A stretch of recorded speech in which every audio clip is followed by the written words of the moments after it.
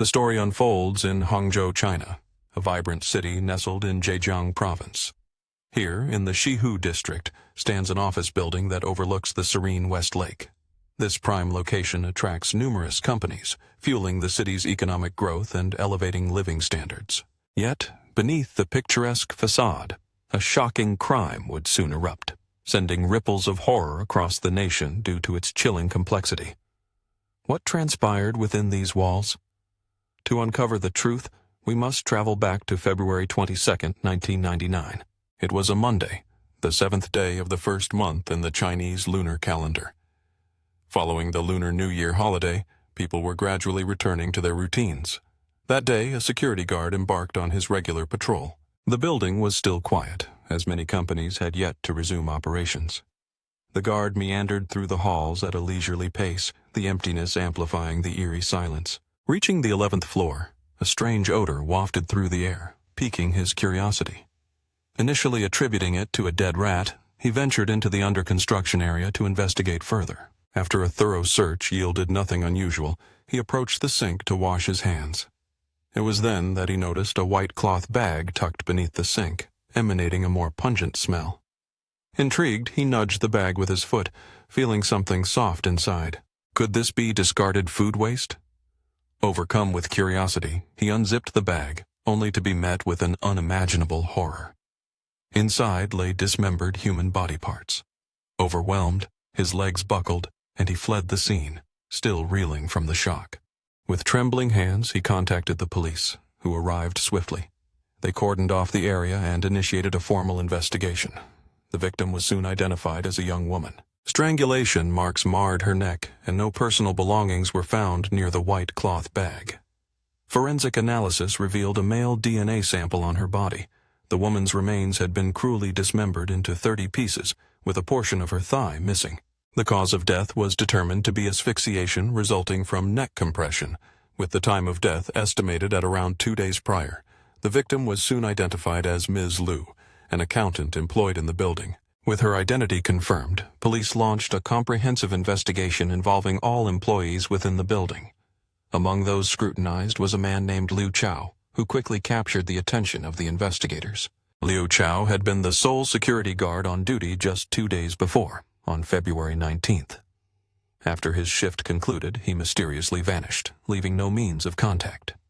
His colleagues revealed troubling details, noting that on that fateful day, in a state of panic, Liu Chao made a desperate phone call, requesting to borrow money for an urgent matter.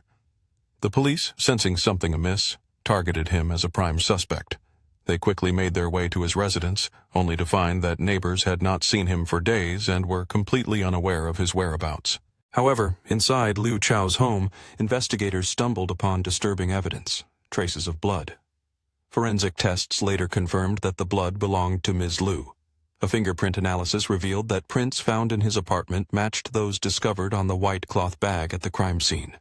At this point, the police had solidified their suspicions, formally identifying Liu Chao as the primary suspect and issuing a warrant for his arrest. Liu Chao, a 23-year-old born in June 1976 in Taishan County, Zhejiang Province, was a security guard in a building located in the Shihu district of Hangzhou at the time of the incident. Growing up in a modest family, he was the youngest of 7 children, surrounded by 5 older sisters and 1 older brother. His parents, hard-working farmers, dedicated themselves to their daily agricultural tasks, providing Liu Chao a nurturing yet unstructured upbringing. As the youngest child, Liu Chao received considerable attention during his early years, known for being well-behaved and excelling academically. However, upon entering middle school and navigating the tumultuous waters of adolescence, his personality began to shift dramatically. By chance, Liu Chao was exposed to adult magazines, and the discomfort he initially felt slowly gave way to a disturbing fascination. Born into a family of 7, Liu Chao was the youngest child, surrounded by 5 older sisters and 1 brother. His parents, hard-working farmers, were occupied with daily agricultural tasks. As the baby of the family, Liu Chao was doted upon during his early years. Initially, Liu Chao was a well-behaved child, excelling academically. However, upon entering middle school and navigating the tumultuous waters of adolescence, his personality underwent a troubling transformation. It was during this time that he stumbled upon adult magazines.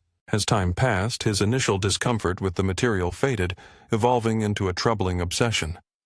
Liu Chao began to secretly spy on his older sisters while they bathed, a behavior that would ultimately lead to his exposure and shame. Instead of facing necessary consequences and receiving proper guidance, his unsettling actions were dismissed as harmless childhood mischief.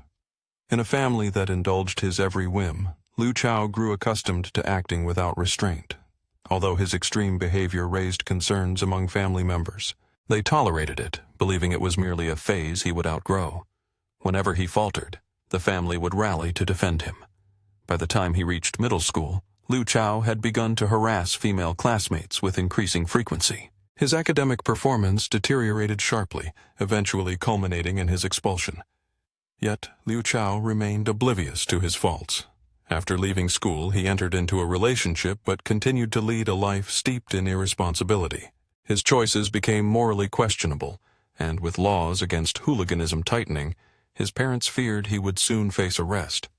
In a desperate bid to redirect his path, they urged him to enlist in the military in 1995, when he was just 19 years old. They hoped military service would instill discipline, temper his anger, and help him evolve into a productive member of society. However, during his time in the military, Liu Chao's behavior showed no signs of improvement. His hot temper often led to clashes with his commanding officer, resulting in a reassignment to a cooking class. However, due to his persistent disobedience, he was ultimately relegated to the humbling task of tending to pigs. Within the confines of his daily routine, Liu Chao was tasked with chores that included feeding and butchering livestock. One fateful day, while in the company of fellow soldiers, he overheard a chilling tale recounted by a veteran. It was a gruesome story of murder and dismemberment that had transpired in a neighboring village. While the other soldiers recoiled in horror, Liu Chao felt an unsettling thrill surge within him each time he wielded a knife in the kitchen. He imagined the crime scenes painted vividly by the veteran's words, discovering a twisted sense of satisfaction in the violent imagery. By October 1998, 3 years into his military service, Liu Chao faced dishonorable discharge due to inappropriate conduct, which included flirting with female soldiers and a series of disciplinary infractions. After leaving the military, he relocated to Hangzhou, driven by the pursuit of work. It was during this time that he developed an unusual habit of writing letters. In Hangzhou, he maintained correspondence with his former comrades, sharing mundane stories about his life. However, the end of a 4-year relationship with his girlfriend struck him hard, leaving a significant psychological scar. It was at this moment that a dark desire began to take root within him. Liu Chao craved the thrill of committing a crime. By January 1999, just a month shy of a life-altering incident, he applied for a position as a security guard at a building in the Shihu district of Hangzhou. During the interview, he carefully concealed the truth of his dishonorable discharge, managing to deceive the HR department and secure the job. As a security guard, Liu Chao observed a steady stream of people entering and exiting the building each day. Gradually, criminal thoughts began to swirl in his mind, yet he struggled to identify a specific target. One fateful day, while on duty, a young woman approached him, seeking directions to the restroom. With no one else around, a sinister idea crept into his thoughts. He pointed her toward the restroom, but as she walked away, a dark impulse overtook him. He stealthily followed her, his heart racing at the prospect of what could unfold. Sensing her pursuer, the woman turned, her unease palpable as she recognized the security guard behind her. In a desperate attempt to maintain composure, she feigned nonchalance and uttered, "Oh no, I forgot something," before hastily exiting the building. This initial foray into crime had ended in failure. Yet just a month later, on February 19, 1999, the 4th day of the Lunar New Year, Liu Chao found himself on duty once again, having chosen to forego returning home for the holidays. That night, the building stood eerily empty, with him as the sole security guard on shift. Boredom enveloped him as he patrolled the ground floor, when suddenly Ms. Liu, an accountant who worked in the building, rushed inside. Her family lived less than half a mile away, but on that night, as she prepared to shower, her home was plunged into darkness due to a power outage. On a fateful day, Miss Liu, an accountant working in the building, rushed inside in a panic. Her family lived less than half a mile away. While she was showering, the house unexpectedly plunged into darkness as it lost power, leaving her in a state of confusion and fear. On that fateful day, Ms. Liu entered the office building with a simple request: a flashlight. Spotting Liu Chao, she approached him, asking politely if he could lend her one. To Liu Chao, she was a familiar face. He recognized her beauty but did not know her name. They had exchanged brief greetings in the past, yet Liu Chao misinterpreted her kindness as a sign of romantic interest. His fixation deepened when, on one occasion, he had followed her to the restroom, only for her to dismiss his actions as a joke. With a sarcastic remark, she had challenged him. "What are you trying to see? Don't be stupid." Her words ignited a fury within him. He loathed being mocked, especially at that moment when Ms. Liu had asked to borrow the flashlight. With no witnesses around, Liu Chao's mind darkened with sinister intentions. Deceitfully, he told her that the flashlight was located in the restroom, and she, trusting him as the security guard, followed him without hesitation. Once inside the restroom, he unleashed the strength honed from his military training, swiftly overpowering her by applying pressure to her neck, relishing the twisted sense of control. In mere moments, Miss Liu's breath ceased. After ensuring her lifeless body lay still, Liu Chao dragged her to the 11th floor of the building, a desolate area still under construction, a place he deemed safe from prying eyes. On that abandoned floor, remnants of kitchen tools left by workers became instruments of his madness. Consumed by a frenzy, he committed unspeakable acts upon Ms. Liu's body, lost in a horrific haze of his own making. When the fog of insanity lifted, the weight of his actions crashed down upon him. Realizing the irreversible consequences of his crime, he devised a chilling plan to conceal the truth. Driven by desperation, he resolved to dismember her body using the tools left by the construction workers. Employing his experience from butchering pigs during military service, he methodically cut Ms. Liu into 30 pieces, placing them inside a cloth bag. To his horror, he found the grotesque task surprisingly manageable. Amidst this gruesome act, a twisted thought emerged. He yearned to discover the taste of human flesh.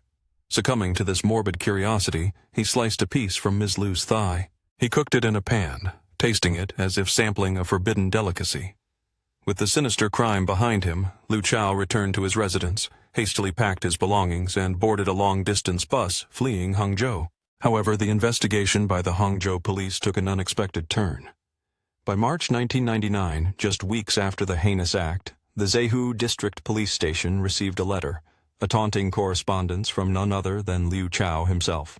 In a brazen display, he wrote to the police, "Hello, Chief and officers. You are desperately trying to solve the case of the dismembered female accountant, aren't you?" He continued, "Well, there's no need to keep searching for the culprit. I will come directly to your door. I am Liu Chao, and I returned to Hangzhou last night. From 6 o'clock a.m. to 7 o'clock a.m. today, there was a man in military uniform." Standing defiantly in front of the police station, Liu Chao penned a chilling letter, detailing the murder of the female accountant, Miss Liu. He claimed it was an act of self-satisfaction, a grim reflection of his disturbed psyche. In his twisted rationale, he expressed a desire for greater challenges, viewing the murder as a test of his limits. The letter's neat handwriting was almost inconceivable, a stark contrast to the derangement within his mind. Outraged by this brazen act of defiance, law enforcement vowed to capture him and restore public safety. The police traced the postmark of the envelope back to Changchun, Jilin Province, a staggering distance of over 600 miles from Hangzhou. Liu Chao had abandoned his real name, opting instead to hide behind a series of aliases, including Liu Jia and Liu Yongfa. He lived a transient existence, perpetually on the run, refusing to remain in one place for too long. When funds dwindled, he resorted to scavenging through trash bins for food. Exhausted, he sought refuge in drainage ditches, symbolizing his fall from grace. Arriving in Changchun, Liu Chao took to yet another post office, crafting another taunting letter to the Hangzhou police. In this correspondence, he revealed a shocking admission. He was terrified after committing the crime. In an alarming display of paranoia, he expressed a need for a gun to defend himself. Initially, he contemplated stealing a weapon from the police in Jilin, but quickly abandoned the idea, deterred by their towering presence. Ultimately, he purchased a sports pistol from a shopping center. Utilizing his military background, he modified the weapon into a functional homemade firearm, an accomplishment he relished while wandering through Wuhan. He boasted of using the gun to shoot at several individuals, chillingly declaring, "If I hit them in the head, I would send them straight to heaven." Such disturbing proclamations, paired with his violent behavior, laid bare the depths of his twisted, narcissistic worldview. Liu Chao chillingly claimed to have used a gun to shoot at several people. His disturbing declaration echoed in the minds of those who heard it. "If I hit them in the head, I would send them straight to heaven." Such statements, combined with his violent tendencies, unveiled the twisted and narcissistic nature of his psyche. Recognizing the escalating threat he posed, law enforcement initiated a nationwide manhunt, resolute in their mission to apprehend him before he could claim more innocent lives. Yet, Liu Chao eluded capture. His elusiveness frustrated the police as he continued to taunt them, sending letters from various locations across the country, including Zhejiang, Yunnan, Hunan, and Fujian. He didn't limit his correspondence to the Hangzhou police. His former girlfriend and old military comrades also received these unsettling letters. During his time on the run, Liu Chao claimed another victim. At that point, he was staying in a hotel in Jiangshan City, Zhejiang Province. On the morning of February 29, 2000, while lying in his hotel room watching television, a news report aired. It praised the effectiveness of public security management in Jiangshan and highlighted the police's impressive crime-solving rate. The broadcast ignited Liu Chao's twisted ego. Feeling provoked, he resolved to kill again, this time with the intent to humiliate the Jiangshan police force. The day before, he had already chosen his next target. Tensions escalated at the hotel when Liu Chao engaged in a heated argument with Ms. Yang, the front desk receptionist. During this confrontation, she insulted him, labeling him a lowlife, devoid of money but overflowing with pride. The words cut deep, leaving him feeling profoundly humiliated. Though surrounded by other guests, Liu Chao suppressed his anger for the moment. However, the humiliation festered within him. After watching a news segment lauding the local police, an ominous plan began to take shape in his mind. That very morning, at 6:08 a.m., he resolved to exact revenge on Ms. Yang. Liu Chao left the hotel and made his way to a nearby station, where he purchased a bus ticket to Fuzhou, Fujian Province. Returning to his hotel room, he began to pack his belongings, unaware that he was entangling himself further in a web of violence. During this time, he managed to recruit an accomplice to assist him in executing his dark intentions. The motivations behind the accomplice's involvement remain shrouded in mystery, as official records provide no clarity. Nonetheless, it was confirmed that on that fateful day, Liu Chao had found a partner in crime. Meanwhile, Ms. Yang was diligently conducting her routine hygiene inspections of the hotel rooms. Seizing the opportunity, Liu Chao approached her in a dimly lit hallway, posing a question that would seal her fate. "How much money do you want to sleep with me?" Given their previous transactional encounters, she found the proposition unremarkable and willingly followed him into the room. Tragically, Ms. Yang had no inkling that she was stepping into her own demise. Once inside, before she could even react, Liu Chao unleashed a brutal assault, striking her violently with a stick. The impact sent her crashing to the floor, helpless and vulnerable. In a chilling display of cruelty, he and his accomplice then suffocated her with a plastic bag, extinguishing her life. Afterward, both men took turns violating her lifeless body, their depravity reaching new lows as they concealed her beneath the bed. With unnerving calmness, they exited the hotel, leaving behind a scene of horror as if nothing had ever transpired.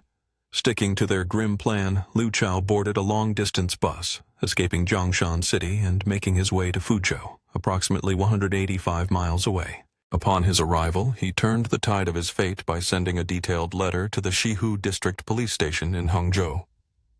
In this correspondence, he recounted, with shocking detail, how he and his accomplice had murdered Ms. Yang, the receptionist, revealing the gruesome specifics of their crime. He even suggested the grisly idea of dismembering her body and frying her liver, although he claimed his accomplice had balked at the notion out of fear, leading them to abandon the horrific plan. Yet the true motive behind Liu Chao's letter was far more sinister. Beneath the surface, Liu Chao sought to leverage information about his accomplice to the police. He painted the accomplice as weak and frightened, a liability for any future crimes. In exchange for 3,000 yuan, he offered to provide the police with crucial clues about the accomplice's identity. For an additional 3,000 yuan, he promised to reveal the accomplice's full address. However, investigators soon discovered that the bank accounts he provided were registered under false identities, painting a portrait of a man consumed by his own twisted machinations. From Wuhan, Hubei province, Liu Chao even sent holiday greeting cards to the police. He crafted a homemade firearm to test its power and randomly shot at pedestrians before fleeing the scene. His reign of terror extended as he stalked and assaulted women in Fuzhou, Fujian, and other areas, robbing and attacking them. At the Chunchun railway station in Jilin province, he wielded a knife to rob a young woman. When she resisted, he stabbed her in the stomach before making his escape. In Kunming, Yunnan, he stormed into a hair salon. Armed with his homemade gun, he demanded money from a female hairstylist who was alone in the shop. Overcome with terror, she offered no resistance. Fortunately, she was left unharmed after he took the cash and fled. Liu Chao hailed from Taishan County, Zhejiang Province. While he was on the run, the Hangzhou police frequently returned to his hometown to conduct their investigation. Taishan County, with its 8 police stations, witnessed the Hangzhou police's relentless pursuit, as they visited each station no fewer than 15 times.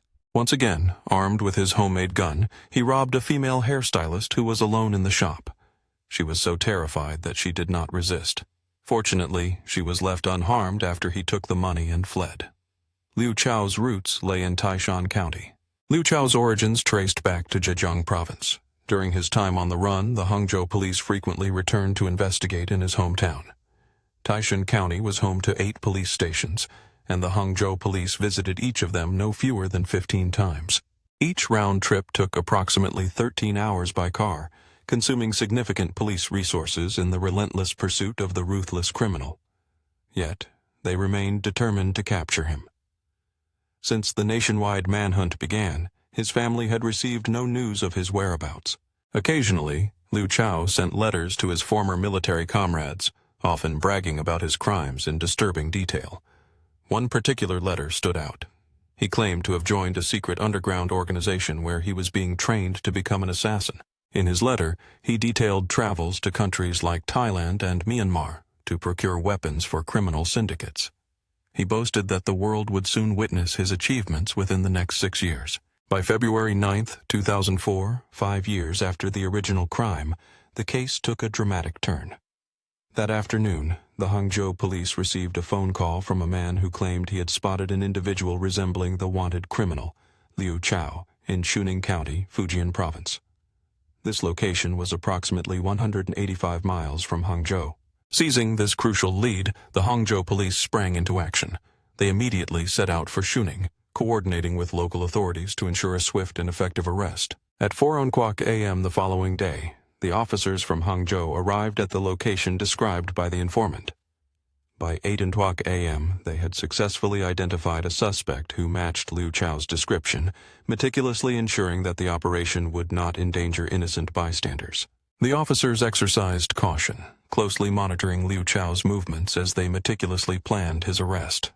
At that moment, he emerged from a building, a young woman at his side, appearing oddly cheerful. Unbeknownst to him, 4 undercover officers trailed closely behind, their eyes fixed on him as he strolled down the street. When Liu Chao approached the entrance of a supermarket, the officers seized the opportunity they had been waiting for. In a swift, coordinated effort, they surged forward and brought him crashing to the ground. The arrest unfolded in less than a minute. A search of his residence unveiled a homemade gun, 60 rounds of ammunition, and around 30 DVDs. Among the collection were numerous crime dramas and police investigation shows. Over 5 years on the run, Liu Chao had employed techniques learned from these films to evade capture time and time again. During interrogation, the reality of his situation began to sink in. With a chilling arrogance, he confessed to his crimes, exhibiting neither remorse nor fear of death while speaking to reporters. He remained disturbingly calm, even enthusiastic, articulating his thoughts with clarity and confidence that belied the typical demeanor of a serial killer. When asked about the murder of Ms. Liu, he coldly remarked, "She was so beautiful, so perfect. I wanted to destroy everything good. Killing her felt no different from butchering a pig in the military." Throughout the interview, a smile crossed his face, as if he took pride in his heinous actions. Witnesses were horrified by his utter lack of empathy. On July 28, 2005, 6 years after the original crime, the trial commenced, resulting in a death sentence for Liu Chao. His execution followed swiftly after the verdict was delivered. He was led to the execution ground, facing the finality of his actions. He embodied the very definition of an antisocial criminal. He had once stated, "I love my name because I believe I am supernatural, beyond ordinary people." Fame and notoriety were his obsessions. During his fugitive days, he sent taunting letters to the police, revealing not just his arrogance, but also a profound loneliness and craving for attention. Despite being psychologically sound, he had taken countless innocent lives. Liu Chao was, without a doubt, a monster. Ultimately, he paid for his crimes with a bullet at the execution ground. The relentless battle between justice and evil had finally reached its conclusion. This brings today's video to an end. See you in the next one. Goodbye. Liu Chao was indeed a monster, and he ultimately paid for his heinous crimes with a bullet at the execution ground. The relentless battle between justice and evil had finally reached its conclusion. This brings today's narrative to a close. Thank you for joining us, and we hope to see you in the next one. Goodbye.